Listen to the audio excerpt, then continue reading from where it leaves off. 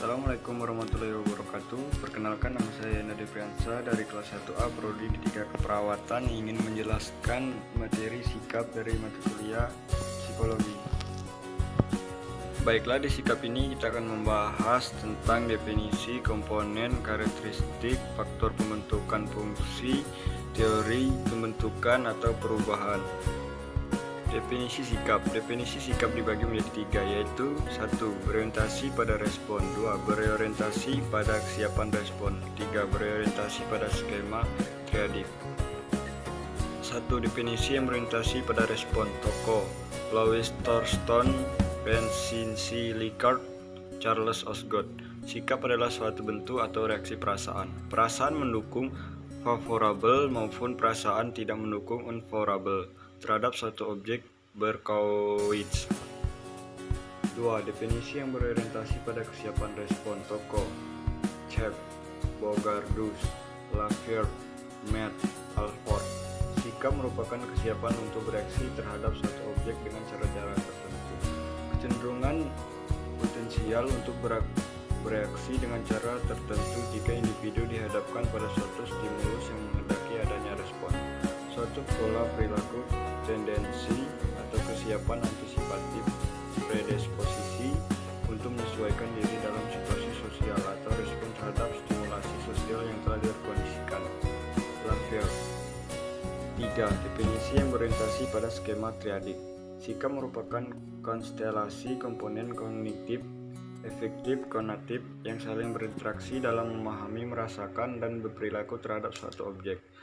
Keteraturan tertentu dalam hal pemikiran, perasaan, dan predisposisi tindakan seorang terhadap suatu aspek di lingkungan sekitarnya. Scott dan Beckman.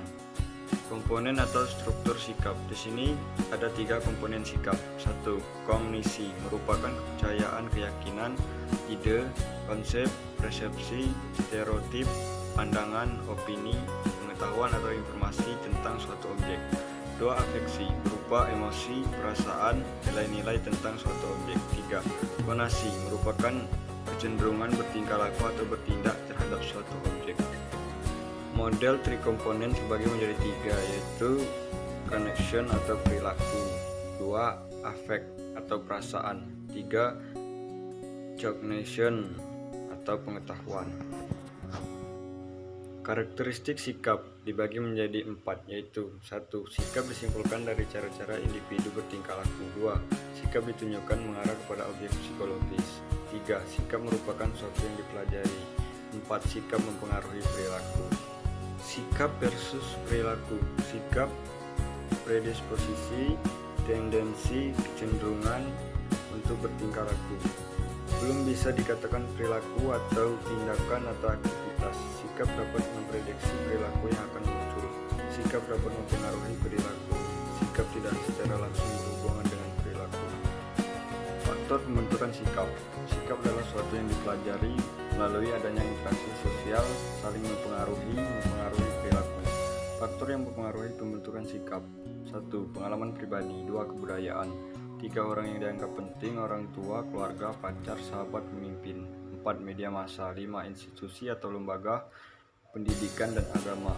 5. Faktor emosional dalam diri individu. Fungsi sikap. Katz 1960. 1. Utilitarian function. Sikap memungkinkan individu untuk memperoleh atau memaksimalkan rewards dan meminimalkan punishment.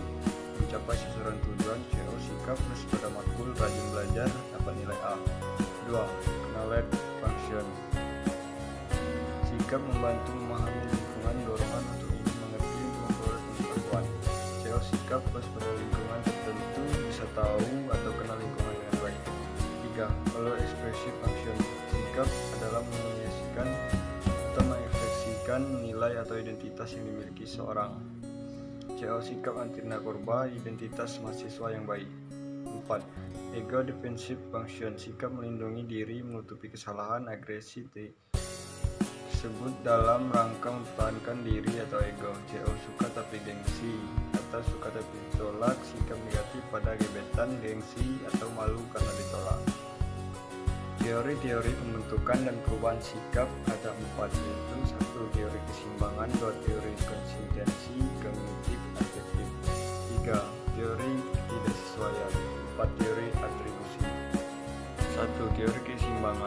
Scheider 1958. Bagaimana sikap kita berkenaan dengan orang lain atau objek yang konsisten? Model teori melibatkan tiga, yaitu perceiver atau P, orang lain atau O, objek lain atau seseorang atau X. Ketiga elemen tersebut membentuk satu kesatuan di mana elemen tersebut dapat menghasilkan keseimbangan atau ketidakseimbangan. Keseimbangan P pendapat dengan O yang disukainya atau P tidak sependapat dengan O yang tidak disukainya. Ketidakseimbangan P tidak sependapat dengan O yang disukainya atau P pendapat dengan O yang tidak disukainya. Keseimbangan beban untuk mencapai keseimbangan. Baiklah, kita next. Dua, teori konsistensi kognitif sampai afektif. Bagaimana seorang membuat kognitifnya sesuai dengan afektifnya, atau sebaliknya, kognitif disesuaikan dengan afektif, afektif disesuaikan dengan kognitif. Jika terjadi ketidaksesuaian, berusaha mengubah kognitif agar sesuai afektif, berusaha mengubah afektif agar sesuai dengan kognitif. Baiklah, kita lanjut dari teori konsistensi kognitif afektif. Kognitif diubah mengikuti afektif. CO, sikap terhadap merokok. Afektif, suka merokok. Kognitif tahu bahwa merokok berbahaya, menyebabkan kematian. Merokok berguna untuk bersosialisasi dengan lingkungan. Mati itu rahasia ilahi atau takdir. Afektif diubah mengikuti kognitif. CO, sikap terhadap bakso langganan. Kognitif tahu bahwa bakso B ternyata dari daging tikus. Afektif, suka bakso B, tidak suka makan bakso B. 3. Teori ketidaksesuaian atau disconnected theory. Sikap akan berubah untuk mempertahankan konsistensinya dengan perilaku nyatanya. Sumber pokok diskonsistensi ada dua, yaitu satu, akibat pengambilan keputusan, dua, akibat perilaku yang bertentangan. Impotensi mengubah sikap agar sesuai perilaku. Contoh, sikap kurang pada si X tapi berperilaku baik dan akrab. Lama-kelamaan sikap berubah jadi plus agar tidak dianggap PHP oleh lingkungan sekitar. 4. Teori atribusi atau attribution theory. Berbeda dengan ahli pada umumnya. Ahli pada umumnya sikap berdasarkan keseimbangan kognitif dan afektif.